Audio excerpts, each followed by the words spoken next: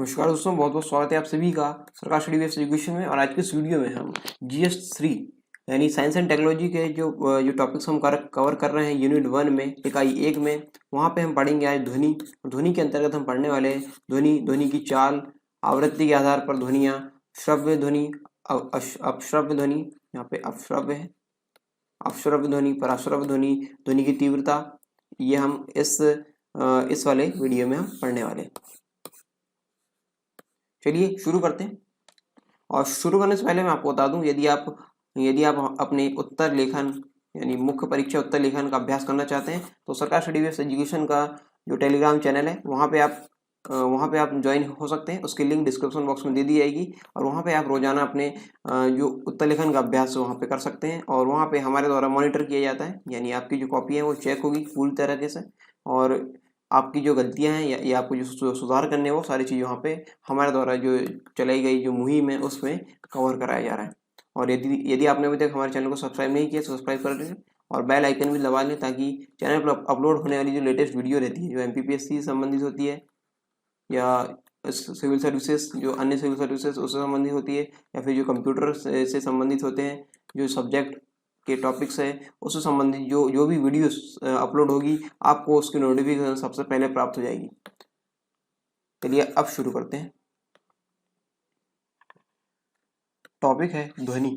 ध्वनि यानी sound. Sound जो ध्वनि है, ध्वनि एक प्रकार की ऊर्जा है। क्या है? ऊर्जा यानी एनर्जी। ठीक है, ध्वनि एक प्रकार की ऊर्जा है जिसकी उत्पत्ति किसी न किसी वस्तु के कंपन करने से होती है। कब उत्पन्न होती है ध्वनि? किसी न किसी वस्तु के कंपन करने से उत्पन्न होती है। ठीक, ध्वनि अनुदैर्ध्य यांत्रिक तरंगे हैं। ध्वनि निर्वात में संचरित नहीं हो सकती, क्योंकि ध्वनि को संचरण के लिए किसी न किसी माध्यम अर्थात ठोस, द्रव अथवा गैस का होना आवश्यक है, और ध्वनि में ध्रुवण का गुण नहीं पाया जाता। कहने का मतलब क्या है? देखिए, यहाँ पे जो ध्वनि है, ऊर्जा एक प्रकार की ऊर्जा है। ठीक है, ध्वनि ऊर्जा होती है एक प्रकार की, जिसका यदि हम उत्पन्न करना चाहे तो किसी वस्तु का हम कंपन कराना पड़ेगा, तब वहां से उत्पन्न होगी ध्वनि। ठीक है, और जैसा कि हम पिछले टॉपिक्स में पढ़ चुके हैं, ध्वनि यांत्रिक जो तरंगे रहती है, ठीक है, यांत्रिक तरंगे, उसके यहाँ पे दो टाइप होते हैं। एक तो होता है अनुप्रस्थ तरंगे, ठीक है, और दूसरा होता है अनुदैर्ध्य तरंगे।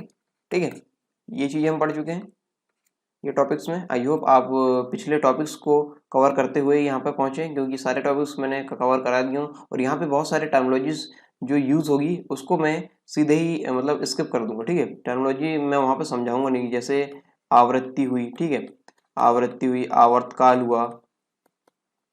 हुआ, आयाम हुआ, ठीक है, और जैसे इस प्रकार की जो छोटी छोटी जो टर्मिनोलॉजीज है वो हमने पिछले टॉपिक्स में कवर कर लिए। ठीक है, जो कि मैंने आपको बहुत ही अच्छे से कवर कराया हूँ। यदि यहाँ पे भी इन टॉपिक्स का इन शब्दावली को यहाँ पे मैं डिस्क्राइब करते रहूँगा तो यहाँ पे हमारा जो यूनिट 1 है उसका कोर्स बहुत ही लंबा हो जाएगा। ठीक है, तो मैं उम्मीद कर रहा हूँ कि आप ये टॉपिक्स को कवर करते हुए यहाँ तक पहुँचे हैं और ये ध्वनि वाला जो टॉपिक है वो पढ़ रहे हैं। ठीक है,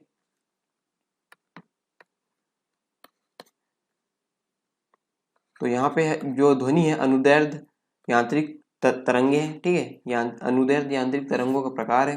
ध्वनि निर्वात में संचरित नहीं हो सकती। आपने देखा होगा जब हम किसी को बोलते हैं, ठीक है, बोलते हैं तो यदि यहाँ पे कांच लगी हुई है, ठीक है, इस साइड पे कोई व्यक्ति है, पर्सन है, पर्सन दो इस साइड है, या फिर कार के अंदर जब हम होते हैं, गाड़ी के अंदर या फिर ट्रेन के अंदर, तो जब कांच वगैरह लगी हुई होती है या हम कमरे के अंदर होते हैं तो हम वहाँ पे एक आवाज, इसकी आवाज इस तक नहीं पहुंच पाती है। ठीक है, पर्सन 1 की आवाज पर्सन 2 तक नहीं पहुंच पाती। क्यों? क्योंकि यहाँ पे माध्यम नहीं होता है। ठीक है, यहाँ पे बैरियर आ जाता है या फिर माध्यम की अनुपस्थिति यहाँ पे होती है। इस कारण ये ध्वनि जो रहती है इस तक नहीं पहुंच पाती। जो सेंडर रहता है, ठीक है, जो बोल रहा है, बोलने वाले की जो ध्वनि है वो सुनने वाले तक नहीं पहुंच पाती। यानी ये जो दूसरा व्यक्ति है इस साइड में जो सुनना चाह रहा है उसको, वो यहाँ पे वातावरण की कमी या फिर माध्यम की कमी, ठीक है, माध्यम बोल सकते हैं इसको, माध्यम सही रहेगा यहाँ पे, माध्यम की अनुपस्थिति के कारण, माध्यम उपस्थित न होने के कारण ये दूसरा व्यक्ति इसकी आवाज़ नहीं सुन पाता है। क्यों? क्योंकि ध्वनि को संचरित करने के लिए, ध्वनि को ट्रैवल करने के लिए माध्यम की आवश्यकता होती है। माध्यम ठोस माध्यम हो सकता है, द्रव हो सकता है अथवा गैस हो सकता है। ठीक है, जैसे एग्जाम्पल हम लेते हैं ध्वनि, जैसे अंतरिक्ष में, ठीक है, अंतरिक्ष का हम एग्जाम्पल लेते हैं। अंतरिक्ष एग्जाम्पल पे वहाँ पे वातावरण नहीं है, ठीक है, वातावरण यानी वहाँ पे वायुमंडल नहीं है, ठीक है, वायुमंडल नहीं है यानी जो गैस अवस्था है, यहाँ पे हम बात कर रहे हैं किसी माध्यम अर्थात ठोस, द्रव अथवा गैस का होना आवश्यक है। यहाँ पे हम माध्यम की बात कर रहे हैं, तो यहाँ पे वायुमंडल क्या है? एक प्रकार गैसों का मिश्रण, ठीक है, गैसों का मिश्रण है, वायुमंडल। तो जब अंतरिक्ष में आते हैं तो वहाँ पे ये वायुमंडल हमको नहीं मिलता है, ठीक है, यानी जो एस्ट्रोनॉट्स जो जाते हैं उनको यहाँ पे वायुमंडल नहीं मिल पाता है। इस कारण वो एक दूसरे की आवाज़ को नहीं सुन पाते, उनको किसी न किसी यंत्र द्वारा एक दूसरे की आवाज़ को सुनना होता है या बोलना होता है, ठीक है। तो यहाँ पे माध्यम की आवश्यकता होती है ध्वनि के लिए, और ध्वनि में ध्रुवण का गुण नहीं पाया जाता है। ध्रुवण ये क्या होता है? ये हम जब लाइट वाला जो पढ़ेंगे ना, लाइट वाला यानी प्रकाश वाला टॉपिक जब पढ़ेंगे वहाँ पे हम देखेंगे इसको, ठीक है। तो यहाँ पे प्रकाश में होता है ध्रुवण, लेकिन ध्वनि में नहीं होता। अभी यहाँ पे ध्वनि में नहीं होता, आप ये याद रखिए, जब प्रकाश वाला जब पढ़ेंगे वहाँ पे ध्रुवण, तो आपको वहाँ पे इसके अंतर सहित मैं आपको बता दूंगा कि इसमें क्यों नहीं होता है। ध्वनि विक्षोभ तरंगों के रूप में, जैसे विक्षोभ तरंगे क्या होती है मैं पिछले टॉपिक्स में कवर कर चुका हूँ, यहाँ पे यदि बताऊंगा तो काफ़ी टाइम हो जाएगा। तो आप उम्मीद है कि आप पुराने टॉपिक्स देख कर यहाँ पे आए हैं, ठीक है, इस वाले टॉपिक्स को पढ़ रहे हैं। ध्वनि विक्षोभ तरंगों के रूप में श्रोता के कानों में पहुँचती है, श्रोता जो सुन रहा है, ठीक है, जिससे कान के पर्दे में स्पंदन होते हैं और हमें ध्वनि का अनुभव होता है, ठीक है। तो कैसे हमें ध्वनि का अनुभव कैसे होता है? ध्वनि विक्षोभ तरंगों के रूप में श्रोता के कानों में पहुंचती है, यानी हमारे जैसे कोई बोल रहा है या जैसे मैं बोल रहा हूँ तो आपके कानों में, आप क्या हो श्रोता, तो आपके कानों में कैसे पहुंच रही है? ध्वनि विक्षोभ तरंगों के रूप में आपके यानी श्रोता के कानों में पहुंचती है, जिससे कान के पर्दे में स्पंदन हो रहा है, ठीक है। साइंस की टेक्नोलॉजी में, साइंस की भाषा में समझिए, साइंस की शब्दावली में समझिए कि जिससे कान में स्पंदन हो रहा है, ठीक है। जो ध्वनि विक्षोभ तरंगों के रूप में श्रोता यानी आपके कान पे पहुंचती है, जिससे कान के पर्दे में स्पंदन होते हैं और इससे हमें ध्वनि का अनुभव होता है, ठीक है। ध्वनि का अनुभव में इस प्रकार होता है। ध्वनि तरंगों की बात करते हैं हम। ध्वनि तरंगों अर्थात अनुदैर्घ्य तरंगों का एक प्रकार है, इसलिए ध्वनि तरंगों को संचरण हेतु किसी न किसी भौतिक माध्यम की आवश्यकता होती है, जैसा कि हम पिछली स्लाइड में पढ़ चुके हैं। ये तरंगे ठोस, द्रव एवं गैस तीनों माध्यमों में संचरित होती है, ठीक है। ठोस, द्रव और गैस तीनों माध्यम में संचरित होती है। वायुमंडल तथा किसी अन्य माध्यम की अनुपस्थिति के कारण ध्वनि तरंगे निर्बाध में संचरण नहीं कर सकती, ये हम पिछली स्लाइड में डिस्कस कर चुके हैं। इसी कारण अंतरिक्ष यात्री चंद्रमा के धरातल पर सामान्य रूप में बिना किसी यंत्र के उपयोग के बात नहीं कर सकते हैं, ठीक है। इसमें कुछ नया नहीं है, मैं आपको ये सब बता चुका हूँ अभी, ठीक है। थोड़ी देर पहले जो स्लाइड पिछली स्लाइड में थी, यहाँ पे सारे एग्जाम्पल के तौर पे आपको बता दिया हूँ। यही यहाँ पे यदि आप नोट्स बना रहे हैं तो आपको लिखने में आसानी हो, इसलिए यहाँ पे ये लिख कर दिए गए हैं ताकि आप इसके नोट्स बना लें, ठीक। वीडियो को पॉज करके स्क्रीन को ये स्क्रीनशॉट ले लें, या फिर स्क्रीनशॉट ले करके फिर आप नोट्स बना लें। यदि हैंड रिटन नोट्स आप बना रहे हो तो वहाँ पे आप लिख सकते हैं, ठीक है। ध्वनि तरंगों का वर्गीकरण, इसको 3 प्रकार से वर्गीकृत किया गया है। अपश्रव्य तरंगे, इंफ्रासोनिक वेव्स, श्रव्य तरंगे, सोनिक वेव्स, तीसरा है पराश्रव्य तरंगे यानी अल्ट्रासोनिक वेव्स, ठीक है। ये 3 प्रकार है इसके, जानेंगे क्या उपयोग है इसके और कितनी आवृत्ति इन पे होती है। पहला है अपश्रव्य तरंगे, जिन अनुदैर्घ्य तरंगों की आवृत्ति 20 हर्ट्ज से कम होती है, ठीक है। 20 हर्ट्ज, 20 एजेड यानी हर्ट्ज, 20 हर्ट्ज से कम होती है, अपश्रव्य तरंगे कहलाती है। जैसे भूकंप के समय पृथ्वी के कंपन से उत्पन्न तरंगे, ठीक है। दूसरा है ज्वालामुखी, भूस्खलन एवं उल्कापिंडों से उत्पन्न तरंगे। ये तरंगे किसके एग्जाम्पल है? ये तरंगे एग्जाम्पल है अपश्रव्य तरंगों के, जिनकी आवृत्ति 20 हर्ट्ज से कम होती है। इसे हमारा कान नहीं सुन सकता है। ठीक है, यदि हमारी बात करें तो क्या हम इसे सुन सकते हैं? नहीं, इसे हमारे कान नहीं सुन सकते हैं। इस प्रकार की तरंगों को बहुत बड़े आकार के स्रोतों से उत्पन्न किया जा सकता है। बहुत बड़े प्रकार के स्रोत, जैसे यहाँ पे देखिए सोर्स ऑफ इंफ्रासाउंड यानी अपश्रव्य तरंगों के source, supersonic aircraft rocket launching के टाइम, ठीक है, ज्वालामुखी एक्सप्लोजन होता है तब, न्यूक्लियर एंड केमिकल एक्सप्लोजन के टाइम, सीवियर स्टॉर्म होते हैं उस टाइम पे, ये सारे सोर्स है किसके? इंफ्रासाउंड के। ठीक है, उस समय ये इंफ्रासाउंड यानी अपश्रव्य तरंगे उत्पन्न होती है जिनकी आवृत्ति 20,000 हर्ट्ज से, सॉरी 20 हर्ट्ज, 20,000 नहीं, 20 हर्ट्ज, 20 हर्ट्ज से कम होती है। दूसरा है श्रव्य तरंगे। श्रव्य तरंगे यानी सोनिक वेव्स। सोनिक वेव्स ये क्या होती है? जिन तरंगों को हमारा कान सुन सकता है उन तरंगों को श्रव्य तरंगे कहा जाता है। ठीक है, ये बहुत ही आसान डेफिनेशन है। जिन तरंगों को हमारा कान सुन सकता है उन तरंगों को श्रव्य तरंगे कहा जाता है। इन तरंगों की आवृत्ति कितनी होती है? 20 हर्ट्ज से लेके 20,000 हर्ट्ज। ठीक है, 20 हर्ट्ज से लेके 20,000 हर्ट्ज इसके बीच में होती है। मनुष्यों और जानवरों, बांसुरी, शहनाई, ढोल आदि द्वारा उत्पन्न जो ध्वनियां होती है वो श्रव्य तरंगों के उदाहरण है। कौन कौन से उदाहरण इसके? मनुष्यों, जानवरों, बांसुरी, शहनाई, ढोल द्वारा उत्पन्न जो ध्वनियां हैं वो है श्रव्य तरंगों के उदाहरण। ठीक है, श्रव्य तरंगे के उदाहरण ये है। अगला है पराश्रव्य तरंगे। पराश्रव्य तरंगे को इंग्लिश में बोलेंगे हम अल्ट्रासोनिक वेव्स। वे तरंगे, वे अनुदैर्ध्य तरंगे, ठीक है, वे अनुदैर्ध्य तरंगे जिनकी आवृत्ति 20,000 हर्ट्ज से अधिक होती है। कितनी होती है? 20,000 हर्ट्ज से अधिक होती है, पराश्रव्य तरंगे कहलाती है। यहाँ पे देखिए हमने तीन चीजें पढ़ चुके हैं। 20 हर्ट्ज, ठीक है, 20 हर्ट्ज से लेके 20,000 हर्ट्ज, और ये 20,000 हर्ट्ज से अधिक।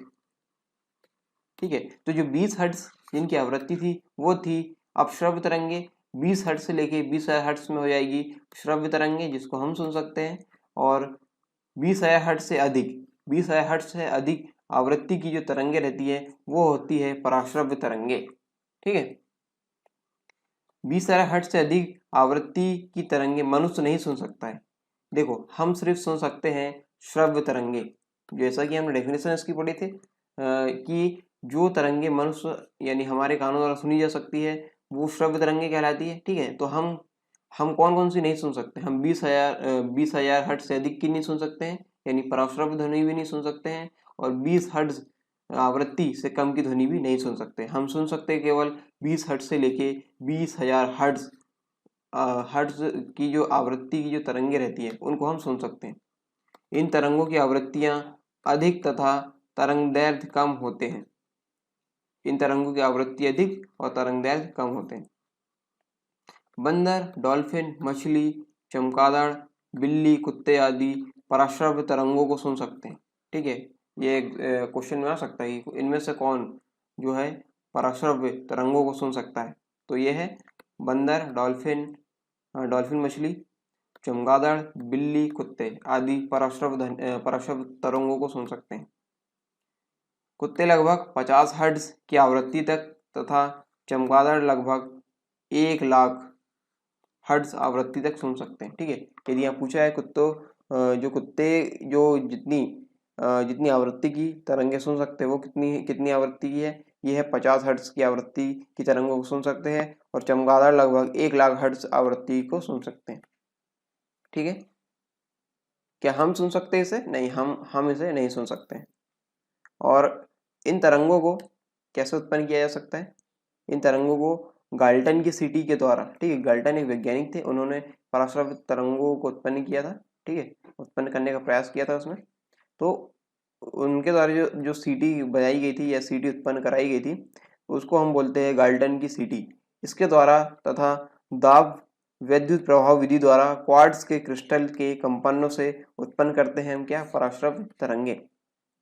इन तरंगों की आवृत्ति बहुत ऊंची होने के कारण इसमें बहुत अधिक ऊर्जा होती है। ठीक है, इनकी आवृत्ति अधिक होती है, इसलिए इनमें बहुत अधिक ऊर्जा होती है। साथ ही इनका तरंगदैर्ध्य छोटी होने के कारण इन्हें एक पतले किरण पुंज से बहुत दूर तक भेजा जा सकता है। जो पराश्रव्य ध्वनि होती है, पराश्रव्य तरंगे होती है उनको, ठीक है, पराश्रव्य तरंगों को एक इनकी जो तरंगदैर्ध्य है छोटी होने के कारण क्या क्या कर सकते हैं, इन्हें एक पतले किरण पुंज से किरण पुंज के रूप में बहुत दूर तक भेजा जा सकता है। पराश्रव्य तरंगों के उपयोग, ठीक है, पराश्रव्य तरंगों के उपयोग हम देखते हैं यहाँ पे। यूजेस ऑफ अल्ट्रासोनिक वेव्स सोनार प्रणाली में, ठीक है, सोनार यानी साउंड नेविगेशन एंड रेंजिंग, ठीक है, सोनार यानी होता है साउंड नेविगेशन एंड रेंजिंग प्रणाली में इसका उपयोग समुद्री गहराई मापने में तथा जल के भीतर डूबी पनडुब्बियों का पता लगाने में किया जाता है सोनार का। देखिए यहाँ पे एग्जांपल देखिए, ये यहाँ पे कोई पनडुब्बी है, यहाँ पे कोई जहाज जा रहा है, ठीक है, तो यहाँ से इस वाले इसमें देखिए, तो यहाँ से क्या होता है, ये यहाँ जो प्रक्रिया हो रही है ना वो यहाँ पे मैं बता रहा हूँ, ठीक है, यहाँ से जो साउंड छोड़े हमने, ठीक है, जो पराश्रव्य ध्वनि है, या पराश्रव्य जो तरंग है, पराश्रव्य तरंग को हमने यहाँ पे छोड़े तो ये इस ऑब्जेक्ट से टकरा के वापस आएगी, ठीक है। पहले तो ये गई रेड वाले इसमें देखिए, रेड वाले में जा रही है जा रही है जा रही है जा रही है जा रही है, और यहाँ पे ग्रीन वाले में आ रही है आ रही है आ रही है, यहाँ तक आ रही है, फिर यहाँ पे आएगी, ठीक है, यहाँ पे जो सेंडर है उसके पास वापस से आएगी। तो इससे हम चेक करते हैं क्या, हम पनडुब्बियों का पता लगाते हैं कि समुद्र में कहाँ पे है ये और कितनी गहराई पे है। संकेत भेजने चिकित्सा विज्ञान में सोनोग्राफी एवं अल्ट्रासोनोग्राफी में पराश्रव्य तरंगों का उपयोग किया जाता है, ठीक है। सोनोग्राफी जो होती है ना, आप मेडिकल टर्मिनोलॉजी सुने होंगे चिकित्सा विज्ञान में, सोनोग्राफी में कौन सी तरंगों का उपयोग किया जाता है, वो होती है पराश्रव्य तरंगे, ठीक है, पराश्रव्य तरंगे। अपश्रव्य तरंगे तथा पराश्रव्य तरंगों में अंतर यहाँ पे देख लेते हैं। अपश्रव्य तरंगे यानी इंफ्रासोनिक वेव्स और पराश्रव्य तरंगे अल्ट्रासोनिक वेव्स, इनमें अंतर हम देखेंगे। तो इसमें जो अपश्रव्य तरंगे हैं, अपश्रव्य तरंगों की आवृत्ति 20 हर्ट्ज से कम होती है। कितनी होती है? 20 हर्ट्ज से कम होती है। और जो पराश्रव्य तरंगों की आवृत्ति होती है 20,000 हर्ट्ज से अधिक होती है। ये तरंगे बड़े आकार के ध्वनि स्रोतों के कंपन द्वारा उत्पन्न की जा सकती है, ठीक है, बड़े आकार के ध्वनि स्रोतों, जैसा कि मैंने इस वाले चित्र में बताया था आपको, ये वाला चित्र, ठीक है, सोर्स ऑफ इंफ्रासाउंड। तो यहाँ पे देखिए, यहाँ पे एग्जांपल मैंने दे चुका हूँ आपको, आप वीडियो को पॉज करके या स्क्रीनशॉट लेकर इसको देख सकते हैं। और ये जो पराश्रव्य तरंगे, ये तरंगे गाल्टन की सीटी द्वारा तथा दाब विद्युत प्रभाव द्वारा क्वार्ट्ज के क्रिस्टल में कंपनों से उत्पन्न की जा सकती है। दो प्रकार से की जा सकती है, यानी यहाँ पे एग्जांपल दिए गए हैं, गाल्टन की सीटी तथा दाब विद्युत प्रभाव द्वारा क्वार्ट्ज के क्रिस्टल के कंपनों से उत्पन्न की जा सकती है। यह कम ऊर्जा ग्रहण करती है। ये अपश्रव्य तरंगे होती है वो क्या करती है? कम ऊर्जा ग्रहण करती है, लेकिन जो पराश्रव्य तरंगे होती है वो अधिक ऊर्जा ग्रहण करती है। अधिक तरंगदैर्ध्य के कारण माध्यम में कम दूरी तक जाती है अपश्रव्य तरंगे, और कम तरंगदैर्ध्य होने के कारण, ठीक है, कम तरंगदैर्ध्य के कारण माध्यम में अधिक दूरी तक ये जाती है। तो ये है 4 इसके मुख्य जो अंतर है अपश्रव्य तरंगे और पराश्रव्य तरंगों में। अगला टॉपिक है ध्वनि अथवा सांगतिक ध्वनि के प्रमुख गुण। जो ध्वनि होती है और जो सांगतिक ध्वनि होती है, सांगतिक मतलब जो संगीत में उपयोग होती है, ठीक है, जो म्यूजिकल वाली होती है, म्यूजिकल साउंड जो होता है, सांगतिक ध्वनि, इसके प्रमुख गुण हम यहाँ पे देखने वाले हैं। ध्वनि अथवा सांगतिक ध्वनि के प्रमुख गुण।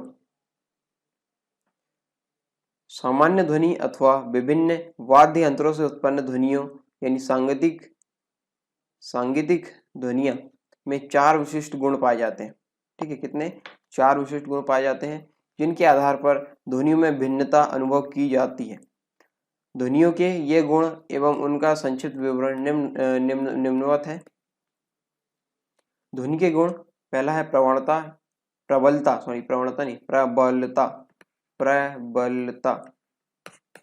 यानी लाउडनेस। दूसरा है तारत्व, पिच इसको बोलते हैं।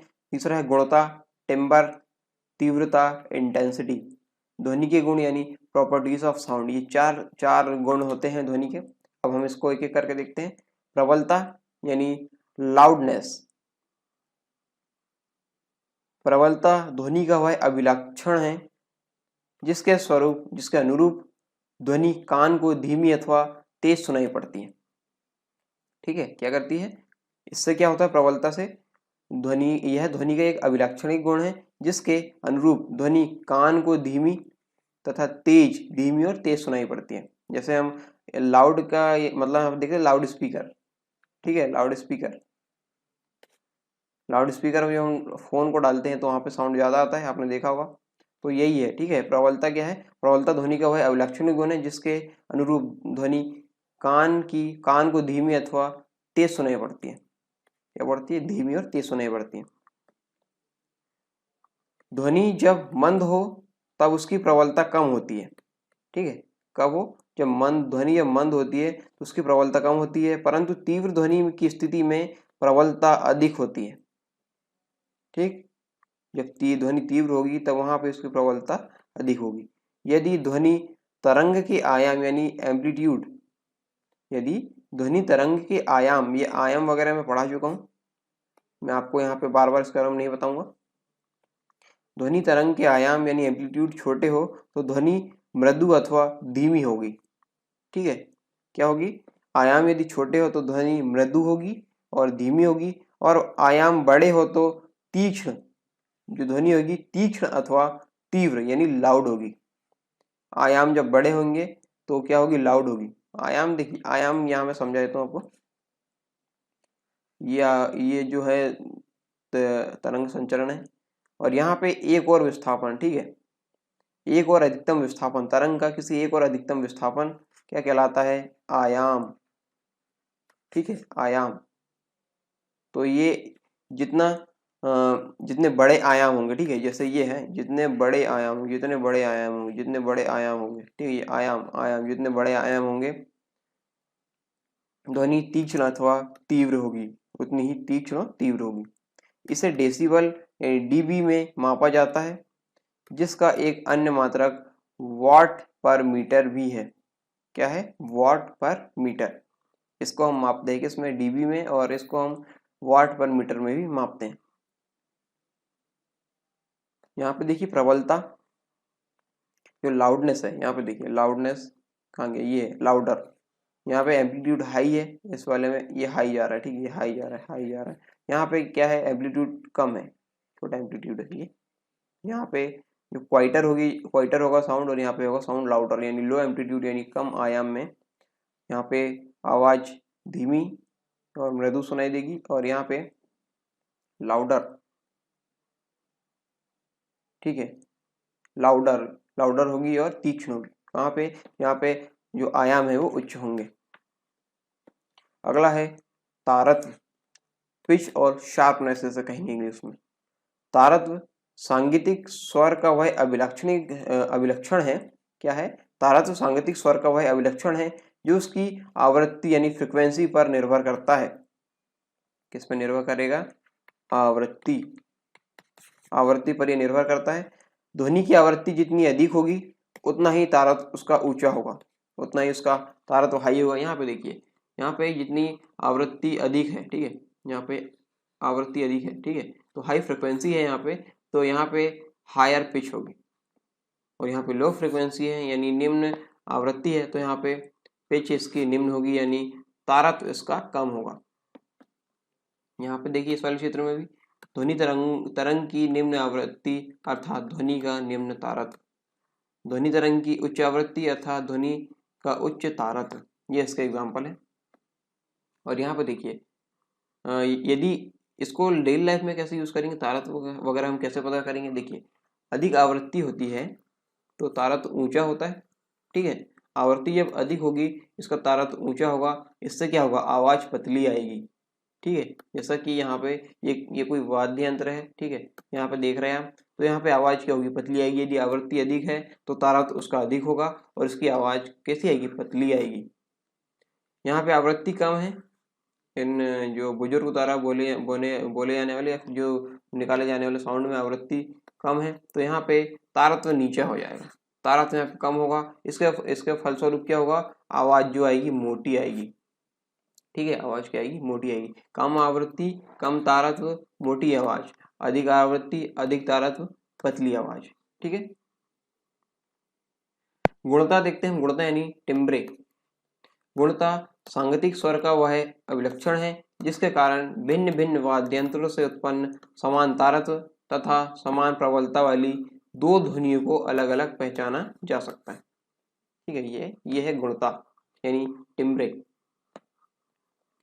तीव्रता, तीव्रता को हम इंग्लिश में बोलेंगे इंटेंसिटी। तीव्रता एक भौतिक राशि है। ठीक है, तीव्रता का क्या है? एक भौतिक राशि है जो तरंगों द्वारा ऊर्जा के स्थानांतरण की दर, तरंगों द्वारा ऊर्जा के स्थानांतरण की दर यानी रेट ऑफ एनर्जी ट्रांसफर को व्यक्त करती है। तीव्रता क्या है? एक भौतिक राशि है जो तरंगों द्वारा उत्पन्न ऊर्जा के स्थानांतरण की दर यानी रेट ऑफ एनर्जी, ऊर्जा कितनी स्थानांतरित होती है उसकी दर को व्यक्त करती है। ध्वनि की प्रबलता ध्वनि की तीव्रता के साथ साथ कान की सुग्राह्यता पर भी निर्भर करती है। ध्वनि की प्रबलता है, ठीक है, प्रबलता हम देख चुके हैं पिछली स्लाइड में, तो उसकी जो प्रबलता है ध्वनि की तीव्रता के साथ साथ कान की सुग्राह्यता पर भी निर्भर करती है। अर्थात ध्वनि की तीव्रता उसके आयाम के समानुपाती होगी। ठीक है, ध्वनि की जो तीव्रता है यहाँ पे देखिए,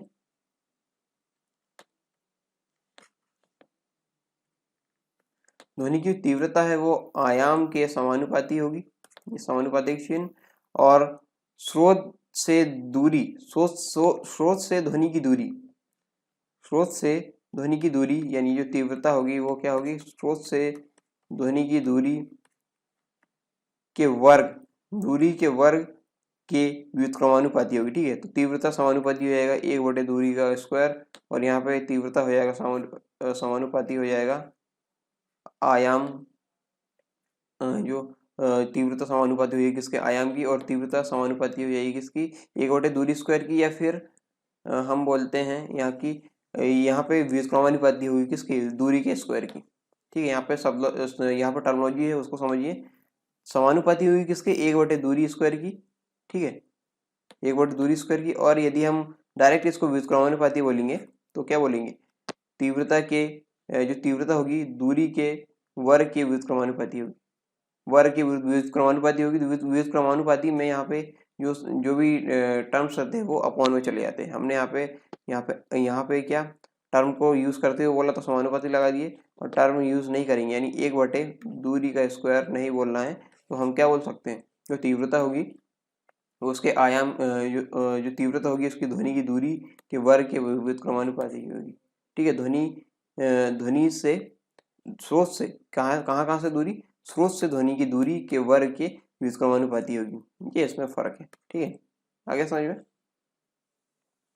यहाँ पे चित्र में देखिए, चित्र में है मंद ध्वनि और प्रबल ध्वनि। इसमें क्या है अंतर? देखिए, दीर्घ आयाम ज्यादा आयाम है, और ध्वनि तरंगों का लघु आयाम या फिर मंद ध्वनि यानी मृदु ध्वनि। ठीक है, दूसरे चित्र में है दीर्घ आयाम है इसका प्रबल ध्वनि का, और ध्वनि तरंगों का दीर्घ आयाम प्रबल ध्वनि है। ठीक है, ध्वनि तरंगों का दीर्घ आयाम होता है वहाँ, वो क्या कहलाएगी? प्रबल ध्वनि यहाँ पे कहलाएगी। ध्वनि स्रोत हम देखते हैं जिसकी तीव्रता हम देखेंगे डेसिबल में। साधारण बातचीत की हम जो तीव्रता रहती है वो 30 से लेकर 40 dB यानी डेसिबल होती है। तेज बातचीत में 50 से 60 होती है तीव्रता, और यहाँ पे है तेज संगीत और शोर में होती है 80 dB से अधिक होती है। पेड़ के पत्तों की सरसराहट 10 से 20 dB की होती है। सायरन यानी सायरन जो पुलिस यानी ये पुलिस और एम्बुलेंस में लगी होती है उसकी जो तीव्रता होती है 110 से लेके 120 dB। जेड विमान की तीव्रता होगी 140 से लेके 150 dB। औद्योगिक संयंत्र या फिर कारखाने, इनकी जो तीव्रता है वो है 30 से 120 dB। ठीक है, 30 से 120 dB। विश्व स्वास्थ्य संगठन WHO के अनुसार 45 डेसिबल यानी 45 dB की तीव्रता वाली ध्वनि मानव के लिए सबसे महत्वपूर्ण है यानी सबसे उपयुक्त है। कौन सी वाली? 35 जो यहाँ पे है 35 dB वाली। ठीक है, वो यहाँ पे सबसे उपयुक्त होगी। अगला है 75 dB से अधिक तीव्रता की ध्वनि मानव स्वास्थ्य पर नकारात्मक प्रभाव डालती है। 75 से अधिक तीव्रता वाली ध्वनि, ठीक है। 80 से अधिक तीव्रता वाली ध्वनि शोर कहलाती है। शोर कहलाइए। एक मिनट।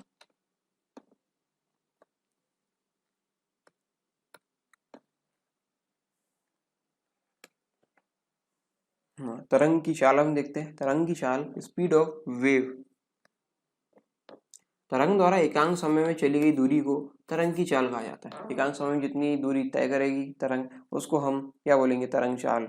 इसका मात्रक मीटर पर सेकंड है। मीटर पर सेकंड, ठीक है। चाल है तो चाल का मात्रक मीटर पर सेकंड, इससे याद रख सकते हैं हम। इसे v से प्रदर्शित किया जाता है। इससे प्रदर्शित किया जाता है v, ठीक। माना t समय में तरंग द्वारा चली गई दूरी लैम्डा है। कोई कुछ समय है t समय, उसमें कितना समय, मतलब कोई व्यक्ति है, कोई सफर तय कर रहा है, ठीक है। तो t समय में तरंग द्वारा चली गई कुल दूरी बताइए आप, ठीक है। ऐसा यदि बोले तो हम यहाँ पे देखते हैं, 1 सेकंड में तरंग द्वारा तय की गई दूरी बराबर होता है लैम्डा। 1 सेकंड में तय की गई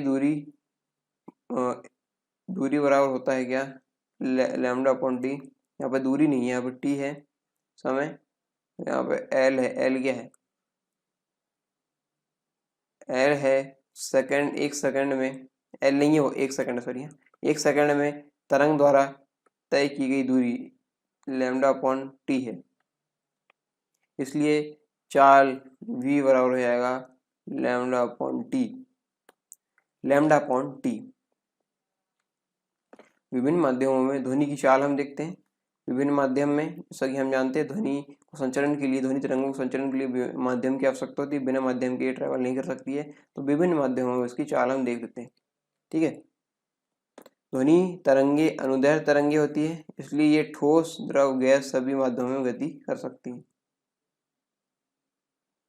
परंतु भिन्न भिन्न माध्यमों में ध्वनि की चाल भिन्न भिन्न होती है, ठीक है। इसका प्रमुख कारण क्या है? इसका प्रमुख कारण यह है कि अनेक बाह्य कारकों जैसे ध्वनि तरंगों की गति को प्रभावित करती है। और ये कारक एवं उनके प्रभाव निम्नलिखित है। ये जो कारक है और उनके प्रभाव निम्नलिखित है, ये हम देखते हैं। वायु अथवा अन्य गैसीय माध्यमों में ध्वनि या फिर माध्यमों ध्वनि या फिर अनुदैर्ध्य तरंग, ठीक है, इसकी चाल हम देखते हैं। वायु में ध्वनि की चाल पर ताप का प्रभाव, ठीक है, टेम्परेचर का क्या इफेक्ट यहाँ पड़ेगा, ये देखते हैं। वायु अथवा अन्य गैस में ध्वनि की चाल वायु अथवा अन्य गैस में परम ताप के वर्गमूल के समानुपाती होती है। परम ताप के वर्गमूल के समानुपाती, यदि v समानुपाती t, करनी t, ठीक है। वायु में ध्वनि की चाल पर दाब का प्रभाव यह है, यदि वायु अथवा गैसीय माध्यम का ताप नियत हो, क्या हो? वायु अथवा गैसीय माध्यम का ताप नियत हो तो दाब में किसी भी प्रकार के परिवर्तन का ध्वनि की चाल पर कोई प्रभाव नहीं पड़ेगा। यह है दूसरी कंडीशन। तीसरी कंडीशन है ध्वनि की चाल पर वायु की गति का प्रभाव। ध्वनि की चाल पे वायु की गति का प्रभाव क्या पड़ेगा? यदि ध्वनि का संचरण वायु की गति की दिशा में हो तो ध्वनि की चाल v होगी, v में वृद्धि हो जाएगी, ठीक है, अर्थात VW। परंतु यदि ध्वनि का संचरण वायु की गति के विपरीत दिशा में हो तो ध्वनि की चाल में कमी होती है, ठीक है। ध्वनि की चाल पर वायु में उपस्थित आर्द्रता का प्रभाव। आर्द्रता का प्रभाव यहाँ पे कैसा है? यहाँ पे देखिए, वायु की तुलना में जल वाष्प यानी वाटर वेपर का घनत्व कम होता है, इसलिए जल वाष्प युक्त वायु आर्द्रता युक्त वायु का घनत्व शुष्क वायु के समान होता है, ठीक है। किसका समान होगा? शुष्क वायु के समान। और यहाँ पे ध्वनि का वेग है, यहाँ पे v बराबर under root lambda P upon nu, lambda P upon nu, ठीक है। तो यहाँ पे पी बराबर है दाब, पी बराबर घनत्व और वी बराबर गैस की दो विशिष्ट ऊष्माओं में अनुपात, ठीक है, गैस की दो विशिष्ट ऊष्माओं में अनुपात। उपयुक्त सूत्र के अनुसार ध्वनि की गति माध्यम के घनत्व के वर्गमूल के व्युत्क्रमानुपाती होती है, यानी इनवर्सली प्रोपोर्शनल होती है, ठीक है। इसलिए आर्द्रता युक्त वायु में ध्वनि की चाल अधिक होती है। आर्द्रता युक्त वायु होती है तो वहां पे ध्वनि की चाल अधिक होती है। ध्वनि की चाल पर आवृत्ति तथा तरंगदैर्ध्य का प्रभाव हम देखते हैं, आवृत्ति और तरंगदैर्ध्य का। किसी भी माध्यम में ध्वनि की चाल पर आवृत्ति यानी एन और तरंगदैर्ध्य यानी लैम्डा प्रभाव नहीं पड़ता है। अगला है मैक संख्या। मैक संख्या क्या होती है? मैक संख्या बराबर किसी माध्यम में वस्तु की चाल बटे उसी माध्यम में ध्वनि की चाल। वस्तु की चाल और ध्वनि की चाल, ये इसका अनुपात होता है क्या? मैक संख्या, इसको हम एम से दर्शाते हैं। किसी माध्यम में निश्चित ताप व दाब पर किसी वस्तु की चाल तथा उसी माध्यम में ताप एवं दाब पर ध्वनि की चाल के अनुपात को क्या कहते हैं? उस वस्तु की मैक संख्या कहा जाता है। और यहाँ पे जब किसी पिंड ध्वनि की चाल से अधिक एक मैक से अधिक गति करता है तो उसके पीछे प्रघाती तरंगे यानी शॉक्स वेव का एक विस्फोट शुरू हो जाता है। इसलिए इसी शोर को ध्वनि बूम कहा जाता है। और उदाहरण के लिए इसके है गोलियां, वायुयान, जेट वायुयान, रॉकेट आदि इसके उदाहरण है। और ये गति आदि की गति से उत्पन्न होते हैं क्या? मैक संख्या। दिन की अपेक्षा रात्रि में ध्वनि की तीव्रता जो होती है वो अधिक होती है। ऐसा क्यों? देखिए, इसको समझने के लिए पहले मैं आपको एक छोटा सा कंसेप्ट बताना चाहूंगा, ठीक है। माध्यम से संबंधित है। जब एक माध्यम से दूसरे माध्यम में जो तरंग जब ट्रेवल करती है, संचरित होती है, तब वहां पे क्या होता है, ठीक है। यहाँ पे देखिए, ये है सघन माध्यम, ठीक है, ये है विरल माध्यम। तो ये दो माध्यम है, यहाँ पे दो माध्यम हमने लिए। और यहाँ पे सघन माध्यम से जब विरल माध्यम की, ये है अभिलंब, पहले देख लीजिए, ये है अभिलंब। हाँ, अब देखिए, सघन माध्यम से विरल माध्यम में कोई तरंग संचरित होती है, ठीक है। सघन माध्यम से विरल में, यानी सघन, ये सघन है, सघन से यहाँ पे आएगी विरल में, ठीक है। सरल से माध्यम से विरल माध्यम की ओर यदि ये जाती है, ठीक है, ये तरंग है मान लीजिए, और सघन से विरल में जाएगी तो ये अभिलंब होता है, ठीक है, ये अभिलंब है। ये अभिलंब से दूर हट जाएगी, अभिलंब से दूर हट जाएगी, पहला कंसेप्ट, ठीक है। तो यदि देखिए, आप यदि नोट्स बना रहे हैं तो नोट्स बना के चलिए।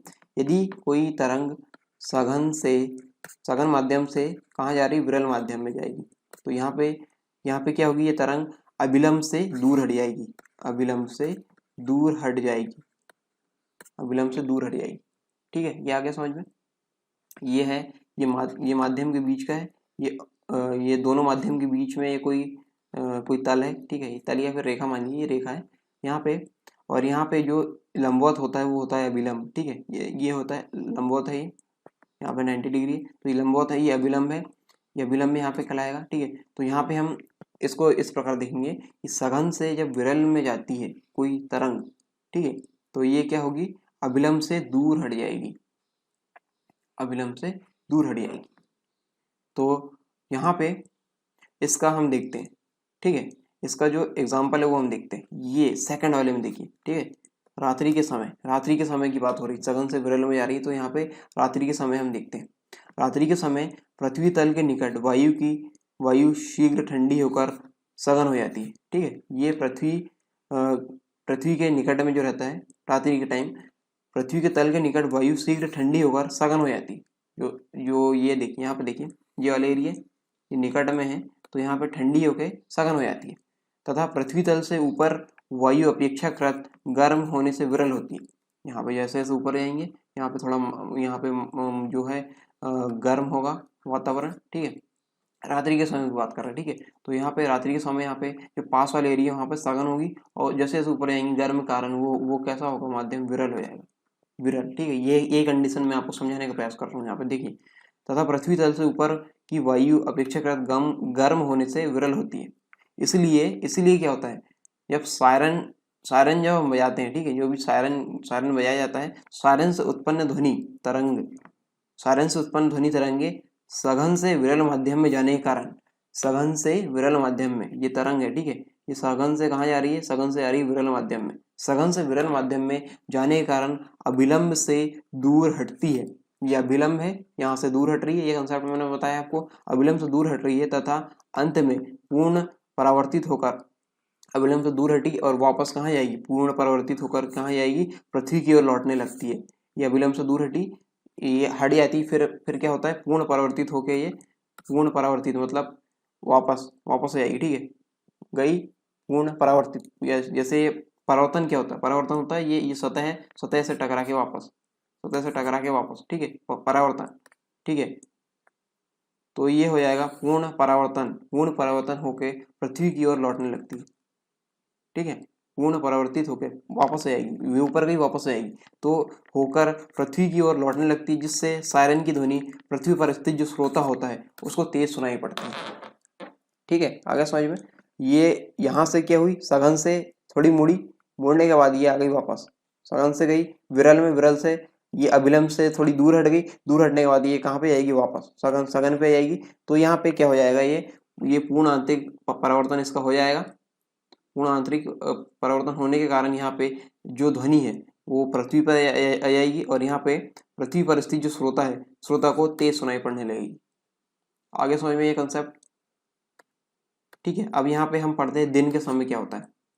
दिन के समय अब देखिए, दिन के टाइम यहाँ पे देखिए पृथ्वी है, दिन के समय क्या होता है, गर्म गर्म माहौल रहता है, ठीक है। गर्मी दिन के समय गर्मी के कारण पृथ्वी के तल के निकट जो वायु रहती है वो गर्म रहती है। यहाँ पे जो वायु रहेगी दिन में, ये रहेगी गर्म, ये रहेगी क्या, गर्म, तो गर्म यहाँ पर रहेगी। तो यहाँ पे देखिए, यहाँ पे दिन में गर्म रहेगी और ऊपर जाने पे क्या हो जाएगी, ठंडी हो जाएगी। तो गर्म रहेगी तो यहाँ पे माध्यम क्या हो जाएगा, विरल, विरल, और यहाँ पे हो जाएगा सघन, विरल हो जाएगा और सघन, तो ये हो जाएगी। तो यहाँ पे देखिए, यहाँ पे क्या क्या क्या कंसेप्ट यहाँ पे लग रहा है, देखिए एक सेकंड, ओके, ठीक, सॉरी सॉरी फॉर डिस्टर्बेंस। यहाँ पे देखिए, यहाँ पे समझने का प्रयास कीजिए, ये है अभिलंब, ये अभिलंब है, ठीक है। तो यहाँ पे देखिए ये जो है, यहाँ पे विरल से कोई तरंग जा रही है, विरल विरल माध्यम से सघन में जा रही है। तो ये सघन में जब जाएगी, ठीक है, सघन में जब ये जाएगी तो क्या होगा, सघन में जब जाएगी तो ये होगा ये कि ये अभिलंब की ओर झुक जाएगी, इस तरफ झुकेगी, इस तरफ इस तरफ इस तरफ, यानी अभिलंब की ओर झुक जाएगी। और क्या होगा, इस तरह झुकेगी, और ये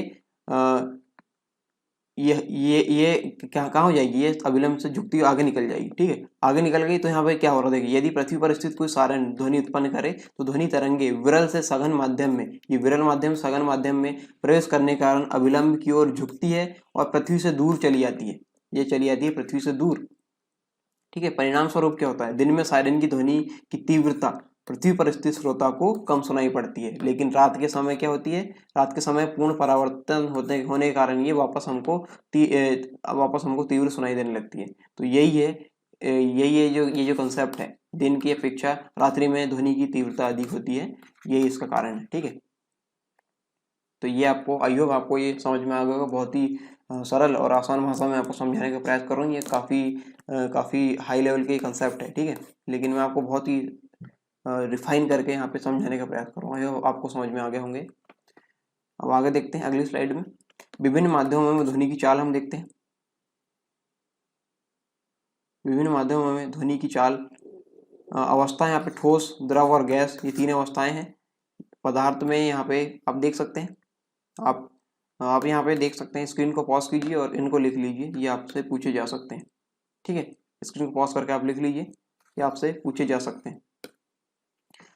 ठोस माध्यम में ध्वनि की चाल द्रव तथा गैसीय माध्यम में ध्वनि की चाल से अधिक होती है। क्या होती है, यहाँ पे ठोस माध्यम जो है, ठोस माध्यम में ध्वनि की चाल द्रव तथा गैसीय माध्यम में ध्वनि की चाल से अधिक होती है, तथा द्रव माध्यम में ध्वनि की चाल गैसीय माध्यम में ध्वनि की चाल से अधिक है।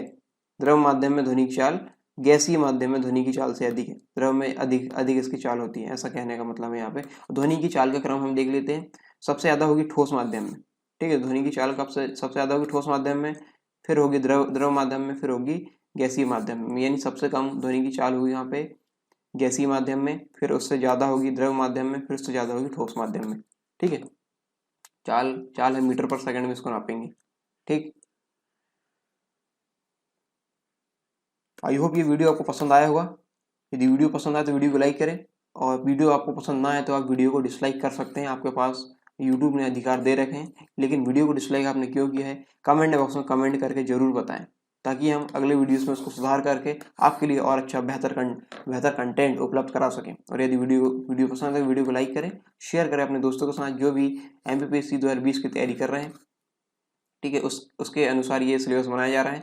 तो यहाँ पे आप हमारे टेलीग्राम चैनल से जुड़ सकते हैं यदि आप मुख्य परीक्षा उत्तर लेखन का अभ्यास करना चाह रहे हैं। वहाँ पे मुख्य परीक्षा उत्तर लेखन का अभ्यास में हम आपको लिखना सिखाते हैं, और आपकी जो कॉपी है उसको चेक करते हैं, किस प्रकार की गलतियाँ होती हैं वहाँ पे, किस प्रकार से लिखना चाहिए, ये सब आपको हम बहुत ही बारीकी से बताते हैं। तो आप हमारे टेलीग्राम चैनल से जुड़िए। जो वाला चैनल है, कौन सा, एक तो मुख्य चैनल है सरकार स्टडी वेव्स एजुकेशन चैनल है, वहाँ पे आपको जानकारी मिलेगी अन्य अन्य अन्य सारी चीज़ों की। ठीक है, वीडियोस के लेक्चर्स वगैरह की नोटिफिकेशन आपको मिल जाएगी। और जहाँ पे उत्तर लेखन वाला जो ग्रुप है, ठीक है, उत्तर लेखन वाला जो ग्रुप है, वहाँ पे आपको उत्तर लेखन का अभ्यास कराया जा रहा है। और आप यदि आप वहाँ पे यदि ज्वाइन होते हैं तो आपको उत्तर लेखन का अभ्यास कराया जाएगा रेगुलर बेसिस पे। तो आई होप ये जानकारी आपको अच्छी लगी होगी। मिलते हैं नेक्स्ट वीडियो में, तब तक के लिए जय हिंद।